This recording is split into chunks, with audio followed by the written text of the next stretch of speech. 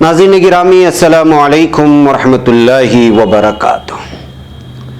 सीधी बात के ताज़ा तरीन प्राइम टाइम में आप लोगों का इस्तकबाल है। नाज़रीन मैं अंसार अजीज़ नदवी इस वक्त के मॉर्निंग प्राइम टाइम में आप लोगों के सामने कुछ अहम तरीन ख़बरें हमेशा की तरह लेकर के आया हूँ, जिस पर तबसरा होगा। मैं बताऊँगा कि किस तरह एक सॉफ्टवेयर इंजीनियर लड़की जो है सब्ज़ी फ़रोख्त करने पर मजबूर हो गई और ठेला लगाने पर। मैं आपको बताऊंगा कि गुलफिशा फातिमा की गिरफ्तारी को मुकम्मल 100 दिन गुजर गए हैं, लेकिन कोई पुरसाने हाल नहीं। पुलिस जीप के पीछे भागते भागते एक नौजवान की, पुलिस से डर कर के भागते भागते एक नौजवान की मौत हो गई, वो भी बताऊंगा। एक ही शख्स की रिपोर्ट एक ही दिन में नेगेटिव भी आई है और पॉजिटिव भी आई है। कर्नाटक के बेलगाम की खबर है, वो भी बताऊंगा। बकरियां चराने वाले ने मास्क नहीं पहना तो पुलिस जो है बकरियों को उठा करके ले गई। इस तरह की भी खबरें आती हैं, मैं वो भी सुनाऊंगा। राफेल जैसे जानते हैं आप, फ्रांस से ख़रीदे गए ये तैयारे, जंगी तैयारे, इसको लेकर के बड़ा हंगामा मचा था। अब जो है उसका इंतज़ार ख़त्म हो चुका है। फ्रांस से हिंदुस्तान आने की तैयारी चल रही है। एक बीएसएफ नौजवान की तड़प तड़प कर जान चली गई, लेकिन डॉक्टरों ने हाथ नहीं लगाया। वजह क्या है और कहाँ की, ये भी जानने की कोशिश करते हैं। इसके अलावा उद्धव ठाकरे शिवसेना के एक बयान आया हुआ है कांग्रेस एनसीपी के ताल्लुकात को लेकर के। क्यूबा में अमेरिकों की शॉपिंग अमेरिकी डॉलर में होती है और गरीबों के पैसे में, ये भी एक अलग खबर है। सारी चीज़ें मैं आप लोगों के सामने रखूँगा। उससे पहले आप लोगों से दरख्वास्त है कि जिन लोगों ने हमारे चैनल को सब्सक्राइब नहीं किया है वो सब्सक्राइब कर लें। हमारे इन वीडियोज़ को दूसरों तक पहुँचाने में हमारी मदद करें और लिंक्स को शेयर करें, इदारे को मजबूत करें। अभी सिर्फ 2 दिन बाकी हुए हैं कुर्बानी का बुकिंग करने के लिए, हिस्सों की बुकिंग के लिए नंबरात दिए जा रहे हैं, उस पर आप रब्ता करें। इसके अलावा कल संडे के दिन हमारा बहुत सारे लोगों ने कॉल किया था कि एक वीडियो हमारी डिलीट हो गई, और मैं बारहा आप लोगों से कह चुका हूँ कि ये सब क्या हो रहा है। बार बार मुझे कहने की ज़रूरत नहीं है, लिहाजा मैंने ये भी आप लोगों से अपील की है कि हमारे एक चैनल को अल्टरनेट हम लोगों ने बना रखा है, ताकि जो है इस तरह की कोई भी गिरफ्त हो या इस तरह की कोई भी हासिलों की जानिब से रुकावटें डालने की कोशिश करे तो हमारे और आपका जो खबरें पहुंचाने का रास्ता है वो खुला रहे।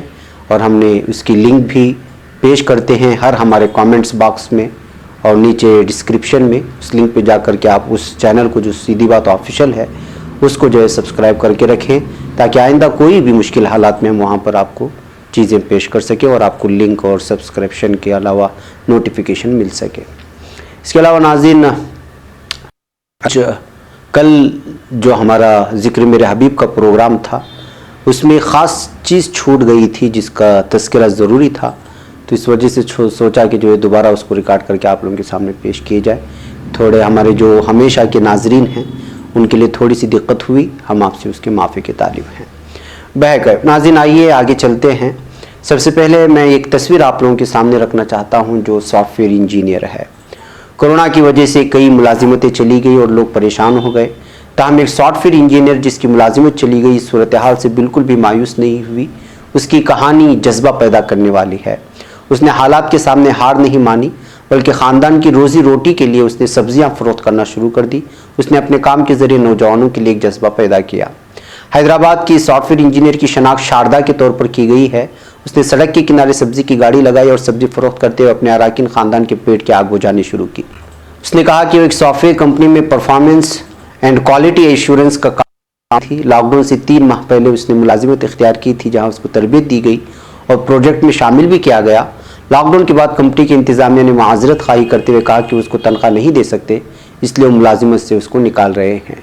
तो इस तरह से बहुत सारी कहानियाँ निकल कर के सामने आ रहे नाज़रीन के लॉकडाउन की वजह से पढ़े लिखे और डिग्री होल्डर्स के और बड़ी बड़ी कंपनियां बंद हो जाने की वजह से, दुकानें और फैक्ट्रियां बंद हो जाने की वजह से किस तरह जो है इस वक्त बहुत सारे सैकड़ों नहीं, हज़ारों नहीं, बल्कि लाखों की तादाद में लोग अपनी मुलाजिमतें खो रहे हैं और जीना दोभर हो चुका है। नाज़रीन आइए मैं गुलफिशा फातिमा की कहानी सुनाना चाहता हूँ। जी हाँ, कौमी राजधानी दिल्ली में फसादात के सिलसिले में गिरफ्तार की गई सेलमपुर से एक नौजवान स्टूडेंट और कम्युनिटी टीचर गुलफिशा फातिमा की रिहाई को लेकर सिविल सोसाइटी के मेंबरों, माहिरीन तालीम, कारकुनों, कलमकारों, सहाफ़ियों, आर्टिस्ट और वकीलों समेत 450 से ज़्यादा लोगों ने एक बयान जारी किया है। फातिमा 200 दिन से ज़्यादा अरसे से UAPA कानून के तहत दिल्ली की तिहाड़ जेल में बंद है।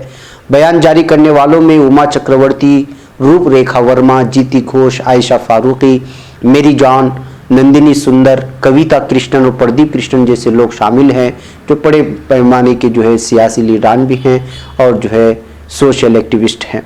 उन्होंने कहा कि आईन की हिफाजत करने की हिम्मत करने और सीएए, एनआरसी और एनपीआर के खिलाफ पुरअमन एहतजाज करने के लिए उनको जेल में डाला गया है। उन्होंने कहा कि दिल्ली पुलिस इस वबा का फ़ायदा उठाकर मुतनाज़ा सीएए, एनआरसी के खिलाफ एहतजाज करने वालों को गैरकानूनी ढंग से गिरफ्तार कर रही है। कारकुनों ने कहा कि जब कोरोना की वजह से जेलों में भीड़ कम करने के लिए आलमगीर मांग उठ रही है, ऐसे में बहुत दर्दनाक और वहशतनाक है कि कई लोगों की तरह गुलफिशां को 100 दिनों से जेल में बंद रखे हुए है। बयान में कहा गया कि दिसंबर 2019 से फरवरी 2020 के बीच मुल्क भर के लाखों शहरियों ने बिलखुसूस खवातीन ने इम्तियाजी सुलूक और जबर इस्तेहसाल की सरकार के फिरकावाराना मंसूबे को पुरअमन तरीके से चैलेंज दिया। उन्होंने कहा कि गुलफिशा के बारे में ऐसी कई मिसालें हैं जिनमें मकामी मुजाहिरों में शामिल होकर क्लासेस चला रही हैं, कम्युनिटी के बच्चों और ख़वातीन को तालीम दे रही हैं और उन्हें तालीम याफ्ता बना रही हैं। ऐसे में आप अंदाज़ा लगा सकते हैं कि किस तरह से जो है इस वक्त ख़वातीन को भी नहीं छोड़ा जा रहा है, जो सीएए, एनआरसी के ख़िलाफ़ मुख्तलिफ एहतजाजात में शरीक हुए, उन पर भी दिल्ली की पुलिस शिकंजा है। तो दूसरी जानिब जो है दिल्ली फसादात में जिनके घर जले हैं, जलाने वालों को छोड़ करके जिनके घर जले उन्हीं को गिरफ्तार करके पुलिस जो है एक अजीब किस्म का माहौल और यहाँ की इंतज़ामिया की होलनाकी और ख़तरनाकी और उसकी एक तरफा की मिसाल पेश कर रही है, जिस पर जितनी भी तशवीश पेश की जाए कम है। इंटरनेशनल मीडिया में भी इस नाइंसाफ़ी को लेकर के बहस मुबासे हो रहे हैं, लेकिन यहाँ की इंतज़ामिया, यहाँ की पुलिस और यहाँ का अदलिया निज़ाम पूरी तरह से बेशर्म हो चुका है। नाज़रीन, आइए अगली खबर की जानिब आपको ले चलूँ। लॉकडाउन के दरमियान में जाहिर सी बात है कि अलग अलग लोगों को घर में ही महफूज रहने और रहने की बात की गई थी, लेकिन ऐसे में नौजवान टोलियां बना करके रास्ते में निकल आते हैं और बात करते हैं। चामराजनगर से खबर आ रही है कि ऐसे ही एक पुलिस गश्ती के दौरान कुछ नौजवान एक इलाके में बैठ कर के बातें कर रहे थे जमा होकर के। पुलिस की जीप को देखते ही वो नौजवान भागना शुरू कर दिया। इस दरमियान में शंकर नामी नौजवान भी उनके साथ था। वो जाते जाते जो है अचानक बेहोश होकर के नीचे गिर गया। फिर उसके बाद जो है उसको अस्पताल ले जाया गया। इलाज को ले जाने के दौरान उसका इंतकाल हो गया है। ये संतेमरहल्ली नामी चामराजनगर के करीब ये इलाका है जहाँ की ज़िला अस्पताल में दाखिल करने की कोशिश की गई, लेकिन जो है भागते भागते नीचे गिरने की वजह से शंकर की जो है हलाकत हुई है। नाज़रीन, अब अंदाज़ा लगा सकते हैं कि किस किस तरह से इस वक्त लॉकडाउन और कोरोना वबा जो है अलग अलग अंदाज में लोगों की जानें ले रहा है। पुलिस से डर कर के भागा, रास्ते में गिरा और मर गया। नाज़रीन, आइए एक और खबर बेलगाम के अथनी ताल्लुक़े से रखने वाले आपको सुनाता हूँ कि एक आदमी की रिपोर्ट पहले नेगेटिव आती है, फिर उसके बाद जो है पॉजिटिव आ जाती है। तो आप अंदाज़ा लगा सकते हैं कि किस किस तरह की जो है ख़बरें इस वक्त निकल करके अस्पताल इंतज़ामिया की लापरवाही कहें या फिर इस तरह की रिपोर्ट जब सामने आती हैं तो कोरोना को लेकर के शक पैदा होने लगता है कि कहीं इसको बिजनेस और तिजारत तो नहीं बना लिया डॉक्टरों ने। जी हाँ, बेलगाम के अथनी में एक शख्स जो है बीम्स अस्पताल में दाखिल होता है 15 जुलाई को और उसके बाद उसकी कोविड टेस्ट ली जाती है। 18 को नेगेटिव सामने आती है। वहीं पर 15 को ही दिए गए एक स्कैब रिपोर्ट में 25 को जब रिपोर्ट सामने आती है तो उसमें उसको जो है कोरोना पॉजिटिव के नाम से आता है। तो एक ही इलाके में दो तरह के आने की वजह से एक तो डिस्चार्ज कर दिया जाता है नेगेटिव होने की वजह से, फिर दोबारा 25 जुलाई को रिपोर्ट आती है तो उसमें पॉजिटिव आती है। तो आप अंदाज़ा लगा सकते हैं कि अगर उसको पॉजिटिव था तो वो घर में गया, घर में लोगों से मुलाकातें की, लोगों के साथ रहने लगा और उसके बाद जो एक किस्म का जो है दहशत का माहौल बन गया। तो एक ही इलाके में, एक ही वक्त में, एक ही शहर में एक ही शख्स के दो रिपोर्टें आने की वजह से थोड़े बहुत दिनों के फ़र्क के साथ जो है एक दहशत का माहौल पैदा होता है। इससे ये बात साफ तौर पर साबित होती है कि अस्पताल इंतज़ामिया या फिर ये जो टेस्ट किया जाता है ये लोग पूरी तरह से लापरवाही कर रहे हैं और संजीदगी से नहीं ले रहे हैं, जिसकी वजह से लोगों में अलग अलग किस्म के दहशत का आलम पाया जा रहा है।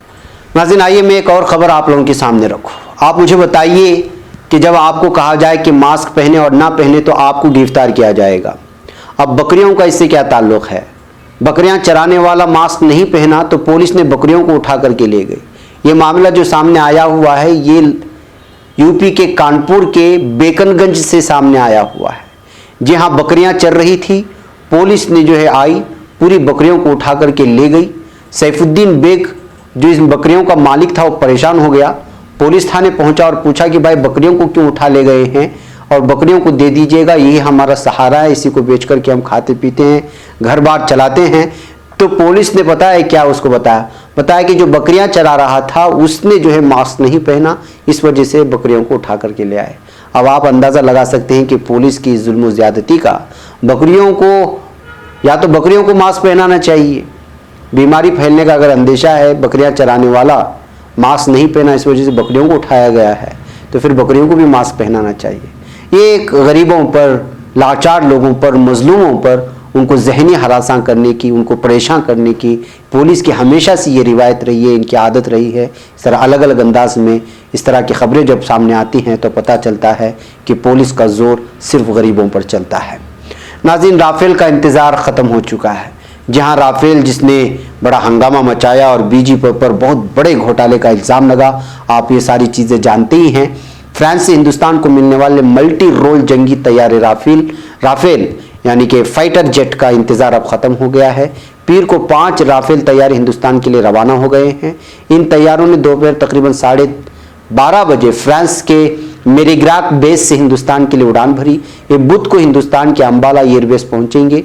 हिंदुस्तान आने के दौरान ये 5 तैयारे मुत्तहिदा अरब इमारात में अबू धाबी के करीब अद्दफ्रा फर्नेच एयरबेस पर रुकेंगी। वहां से ये बुध को अंबाला पहुंच जाएंगी। फ्रांस से खरीदे गए इन 5 राफेल में से 2 ट्रेजायर क्राफ्ट हैं और 3 जंगी तैयारे हैं। वहीं मशरिकी लद्दाख सरहद पर चीन के साथ जारी सरहदी तनाज़े के दरमियान राफेल जेट जंगी तैयारी की पहली खेप को अपने बेड़े में शामिल करने जा रही हिंदुस्तान की फिजाइया इनमें 60 किलोमीटर तक फायर पावर की हवा से ज़मीन पर मार करने वाली नई पीढ़ी की मिसाइलें लगाने पर गौर कर रही है। नाज़रीन, ये वही राफेल जंगी तैयारे हैं जिसके ख़रीदो फ़रोख्त में बीजेपी पर बहुत ज़्यादा इल्ज़ामात लगे कि किस तरह से जो है उसने घोटाला किया वगैरह वगैरह। सारी तफसीलात आप लोगों के सामने हैं। ये तैयारी मुख्तलिफ तरह के ताकतवर हथियारों को ले जाने का अहल है। यूरोपियन मिसाइल तैयार कुनंदा MBDS की मटूर SCALP cruise missile mega weapon system Rafale jets के हथियार पैकेज में शामिल होंगे, जो अलग अलग अंदाज में जो है लोगों के सामने, बल्कि जो है अपने जंगी औकात में अपने करतब दिखा कर के दुश्मनों पर जो है टूटेंगे। इस तरह के बहुत सारे दावे राफेल तैयारों को लेकर के किए जाते हैं, जिसकी एक अपनी अलग ही अहमियत है। नाज़रीन, BSF नौजवान तड़प तड़प कर जान दे दिया। झारखंड के बोकारो में वाक़ जनरल अस्पताल में एक BSF जवान की तड़प तड़प कर जान चली गई। BSF जवान उदय शंकर शर्मा की बदकिस्मती ये रही है कि उसके जीते जी कोरोना की जांच रिपोर्ट नहीं आई, जिस वजह से डॉक्टर ने इलाज शुरू नहीं किया। जवान के अहले खाना ने अस्पताल इंतज़ामिया पर लापरवाही का इल्ज़ाम लगाया। इस हादसे के बाद BSF जवान के अहले खाना का रो रो कर बुरा हाल हुआ है।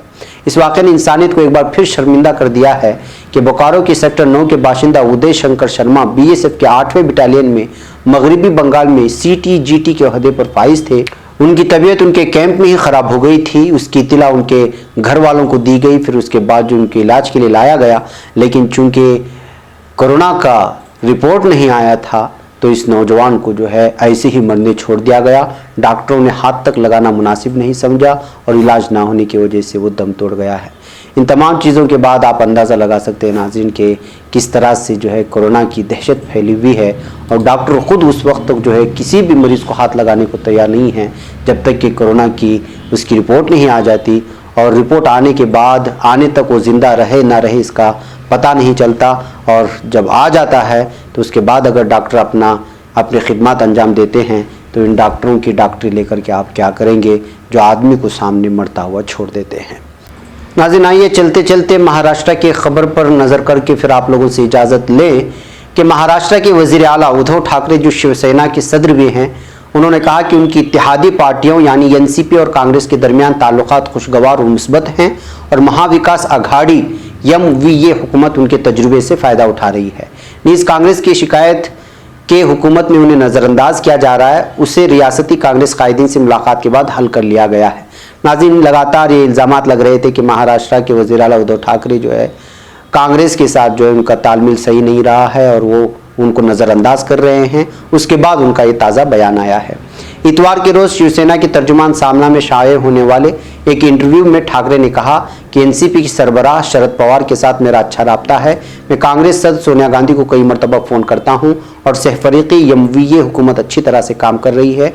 वजीर आला ने मजीद कहा कि वो तस्लीम करते हैं कि पिछले चंद महीनों में वज़रा जितेंद्र औहाड, अशोक चौहान और धनंजय मुंडे की उनकी रूबरू मुलाकातें नहीं हुई, क्योंकि ये तमाम वज़रा को कोरोना लाहक हुआ था, लेकिन फ़ोन पर ये एक दूसरे के राब्ते में थे और बज़रिए वीडियो कॉन्फ्रेंसिंग उनकी मुलाकातें हुआ करती हैं। इस तरह से बयान देकर के एक मरतबा फिर जो लोग यहाँ के इत्तेहाद में रखना डालने की कोशिश कर रहे थे और बिलखुसूस बीजेपी की जानिब से उनका मुंह बंद कर दिया है यहाँ के उद्धव ठाकरे, जो महाराष्ट्र के सीएम हैं।